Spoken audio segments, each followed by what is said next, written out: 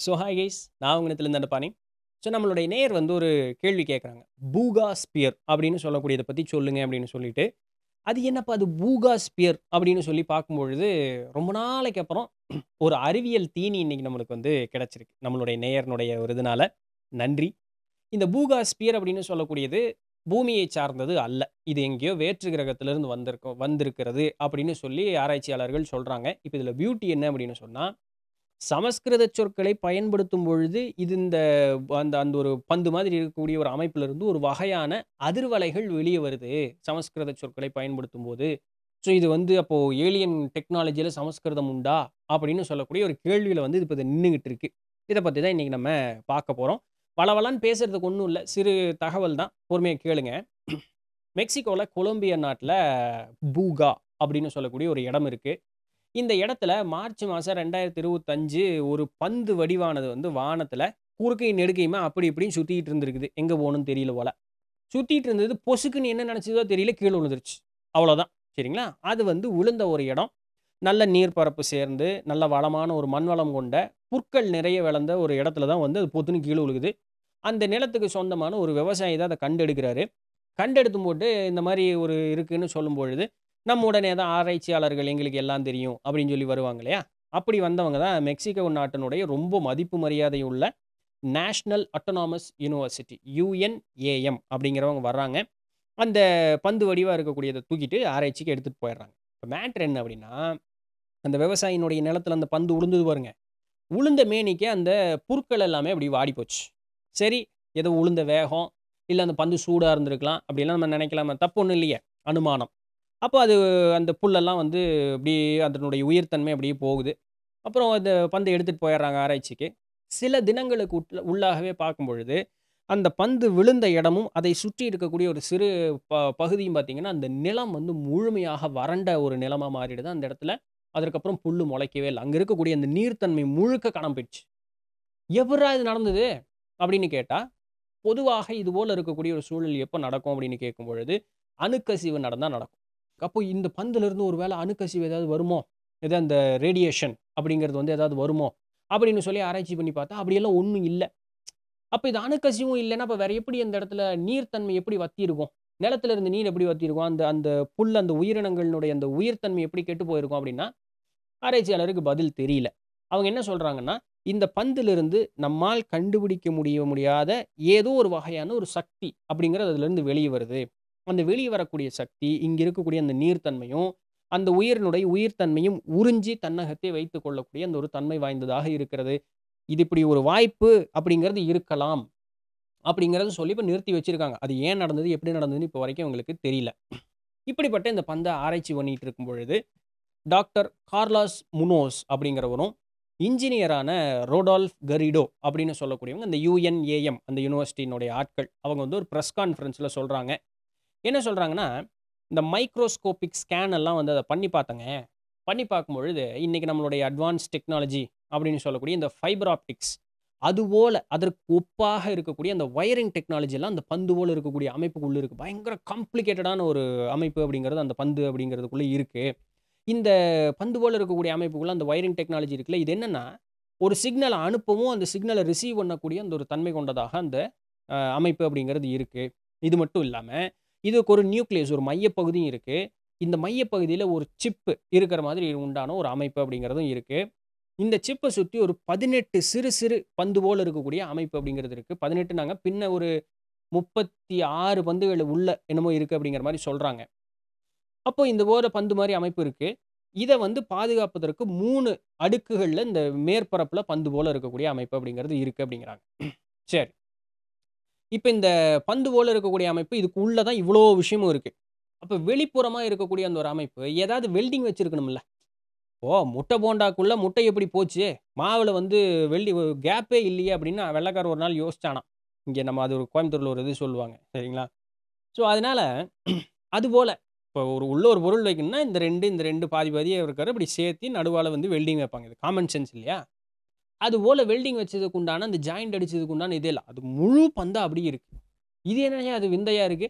ஒரு வெல்டிங் இல்ல. ஒரு ஒரு ஒட்டு வச்சதுக்கு உண்டான ஒரு இடமுமே இல்ல. ஸ்க்ரூ இல்ல, நட் இல்ல, போல்ட் இல்ல, எதுவுமே இல்ல. அப்படியே ஒரு முழு பந்தம் இருக்கு. ஆனா உள்ள இவ்ளோ காம்ப்ளிகேட்டடான ஸ்ட்ரக்சர் இருக்கு. அப்படிங்கிற ஒரு டவுட்டு. இப்ப இதுக்கும் விடை தெரியல. இப்படி இருக்கக்கூடிய ஒரு சூழல்ல மறுபடியும் ஒரு ஆச்சரியமான ஒரு நிகழ்வு நடக்குது. என்ன அப்படின்னா, இந்த பந்த தூக்கும் பொழுது பார்த்தீங்கன்னா, ஆரம்ப நிலையில 16 பவுண்டு தான் அதனுடைய வெயிட் அப்படிங்கிறது இருந்திருக்குது. கொஞ்சம் போக போக பார்த்தீங்கன்னா, அந்த 16 பவுண்டு 20 பவுண்ட் ஆகுது. 20 பவுண்டு 22 பவுண்ட் ஆகுது. கனம் கூடிக்கிட்டே போயிட்டே இருக்கு.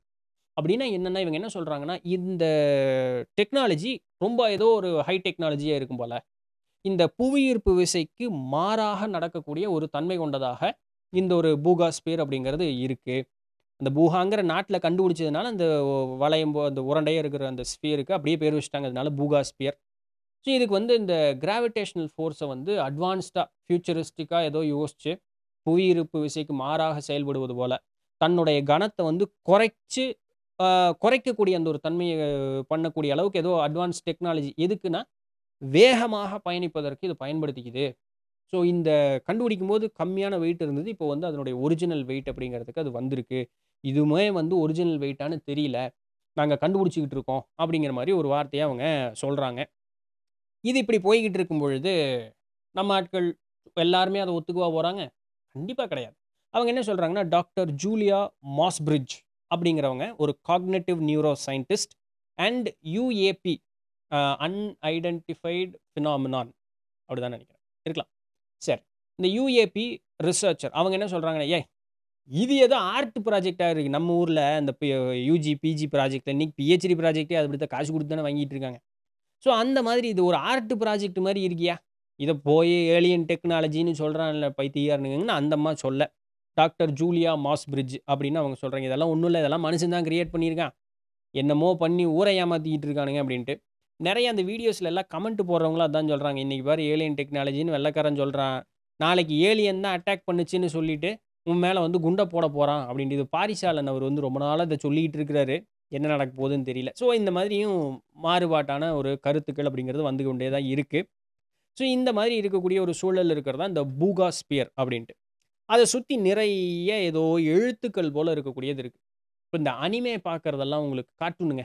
அனிமே பார்க்கக்கூடிய ஒரு பழக்கம் இருக்குன்னா, இது போல இருக்கக்கூடிய அந்த எழுத்துக்கள், வேற்று கிரகங்கள் உண்டதா இருக்கிறதாகவும், அங்க போயி ஒரு பிறப்பு பிறந்தா, அங்க ஒரு ஹீரோ இருக்கிறதாகவும், அந்த உலகத்துல இருக்கக்கூடிய எழுத்துக்கள்லாம் பார்த்தீங்கன்னா, இந்த பூகாஸ்பியர்ல இருக்கிற மாரி ஏதோ ஏதோ மாரி எல்லாம் எழுதியிருப்பாங்க. ஸோ இந்த அனிமே பார்க்கறதுனால இது எனக்கு ஒண்ணும் பெருசா தெரியல. ஏன்னா, அதுல அந்த மாரி மாற்று வடிவத்துல இருக்கக்கூடிய சொற்கள், இதுவும் கிட்டத்தட்ட அந்த மாரி தான் இருக்கு. ஸோ அந்த மாதிரி ஒரு நிலையில இந்த பூகாஸ்பியர் அப்படிங்கிறது இருக்கு. இதுல சமஸ்கிருதம் எப்படியா உள்ள வந்தது? அப்படின்னு கேட்டம்போது, இந்த பூகாஸ்பியர் இப்படி வச்சுக்கிறாங்க.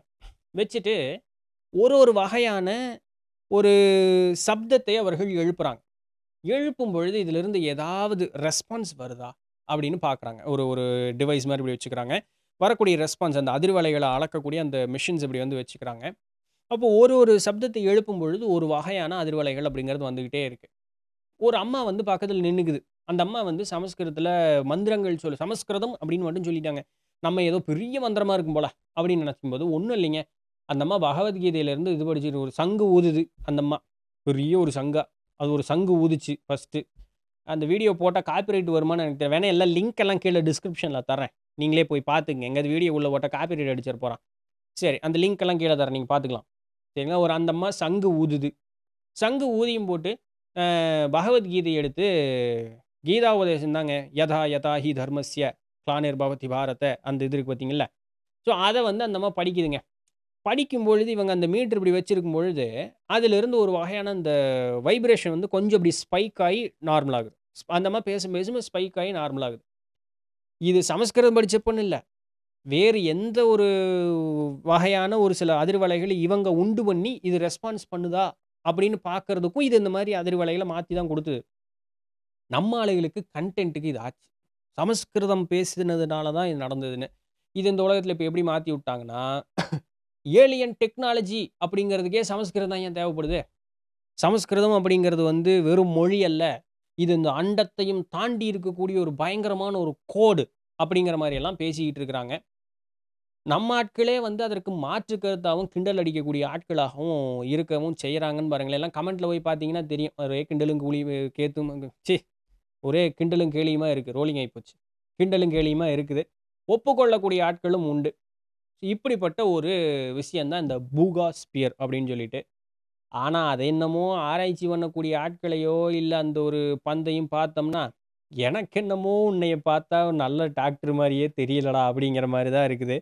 ஒருத்தனும் பார்க்கும்போது ஆராய்ச்சியாளரோ, அந்த அந்த இடமோ, செட்டப்போ, அந்த பந்தும் பார்க்கும்போது, அந்த அம்மா சொல்லுச்சுல்ல, அந்த அம்மா என்னமோ மாஸ் பிரிட்ஜ்.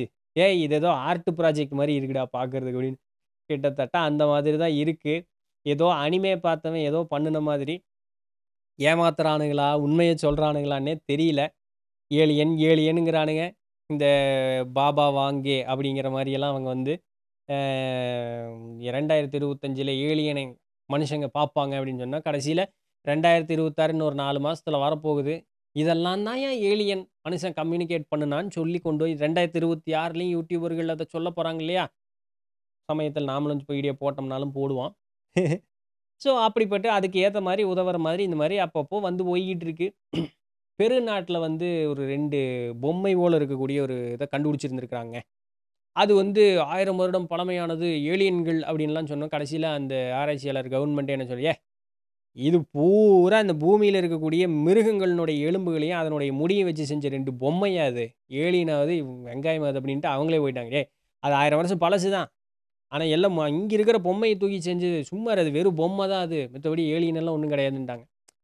அந்த மாரி தான்டா இதையும் ஏதோ பண்ண போறீங்கன்னு சொல்லிட்டு இருக்கிறாங்க. இந்த 2000 இந்த கோவிட் டைம்ல எல்லா இடத்துலயும் கண்ணாடிய நிறுத்தி வச்சுட்டு அது ஏலியன் அப்படின்னு சொன்னாங்க தெரியுங்களா? கடைசியில அது மனிதர்கள் தான் கொண்டு போய் நட்டி வச்சிருக்கிறாங்க அப்படின்லாம் சொல்லி ஒரு மாரி கேஸ முடிச்சானுங்க. இது என்னமோ இப்போ ஓடிக்கிட்டு இருக்கு. இப்ப நம்ம என்ன பேசுறேன்னா, காரணம் என்னன்னா, அந்த சமஸ்கிருதங்கிற அந்த ஒரு பேச்சு வந்ததுனால நம்ம பேசிக்கிட்டு இருக்கோம். மத்தபடி வேற ஒண்ணும் இல்ல. இது போல நெறைய ஏலியன் கண்டுபிடிப்புகள்ல இது ஒரு ஏலியன் கண்டுபிடிப்பா வந்து இருக்கு. பார்க்கலாம். இனி என்ன ஆகுது? பூகா ஸ்பியர் என்ன ஆகுது அப்படிங்கிறத பார்க்கலாம். ரைட். நாளைக்கு வேற ஏதாவது ஒரு சுவாரஸ்யமான செய்தியில சந்திப்போம். அதுவரையும் தொடர்ந்து இணைந்திருங்கள். நான் உங்களிடத்திலிருந்து தண்டபாணி. நன்றி. வணக்கம். பூகா ஸ்பியர்.